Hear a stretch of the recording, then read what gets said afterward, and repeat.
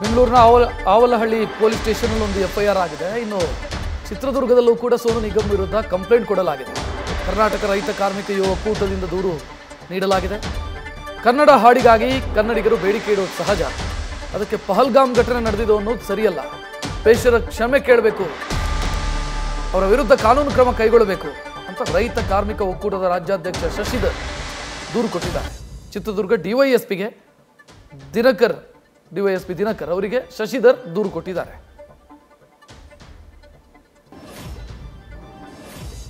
ಕನ್ನಡ ದ್ರೋಹಿ ಸೋನು ನಿಗಮ್ಗೆ ಈಗಾಗಲೇ ಕನ್ನಡಿಗರೆಲ್ಲ ಕರ್ನಾಟಕದಲ್ಲಿ ಧಿಕ್ಕಾರವನ್ನು ಹಾಕ್ತಾ ಇದ್ದಾರೆ.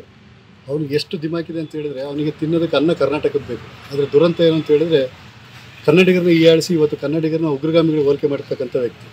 ಆದ್ದರಿಂದ ಅವನ ವಿರುದ್ಧ ಈಗಾಗಲೇ ಬೆಂಗಳೂರಲ್ಲಿ ಕೂಡ ಒಂದು ಮೊಕದ್ದಮೆ ದಾಖಲಾಗಿದೆ. ನಾವು ಕೂಡ ಬೆಳಗ್ಗೆ ಇಲ್ಲಿ ಚಿತ್ರದುರ್ಗದಲ್ಲಿ ಕೂಡ ಒಂದು ಮೊಕದ್ದಮೆ ದಾಖಲು ಮಾಡಿದ್ದೀವಿ. ಈ ಕೂಡಲೇ ನಾವು ಸರ್ಕಾರನೂ ಒತ್ತಾಯಿಸೋದು ಏನು ಅಂತ ಹೇಳಿದ್ರೆ, ಅವನ್ನ ಕೂಡಲೇ ಬಂಧಿಸಬೇಕು. ಬರೀ ಕೇವಲ FIR ಮಾಡಿದ ಸಾಲದು, ಅವನ್ನ ಬಂಧಿಸಿ ಒಂದಿನ ಆದರೂ ಜೈಲಲ್ಲಿ, ಕರ್ನಾಟಕ ಜೈಲಲ್ಲಿ ಅವ್ನು ಇರಬೇಕು. ಆದ್ದರಿಂದ ಅವನ್ನ ಸೂಕ್ತವಾದ ಕಾನೂನು ಕ್ರಮ ತಗೋಬೇಕು. ಜೊತೆಯಲ್ಲಿ ಅವನು ಮುಂದೆ ಎಲ್ಲೇ ಕರ್ನಾಟಕದಲ್ಲಿ ಅವ್ನು ಕ್ಷಮೆ ಕೇಳದೆ ಹೋದರೆ, ಅವ್ನು ಕರ್ನಾಟಕದಲ್ಲಿ ಎಲ್ಲಿ ಕಾಲಿಟ್ಟರು ಕೂಡ ಕರ್ನಾಟಕ ರೈತ ಕಾರ್ಮಿಕ ಯುವ ಒಕ್ಕೂಟ ನಿಮ್ಮ ಮಸಿ ಬಳಿಯ ಅಂತ ಕೆಲಸವನ್ನು ನಾವು ಮಾಡ್ತೀವಿ ಅಂತೇಳಿ ಈ ಸಂದರ್ಭದಲ್ಲಿ ಎಚ್ಚರಿಕೆಯನ್ನು ಕೊಡ್ತಾ ಇದ್ದೀವಿ.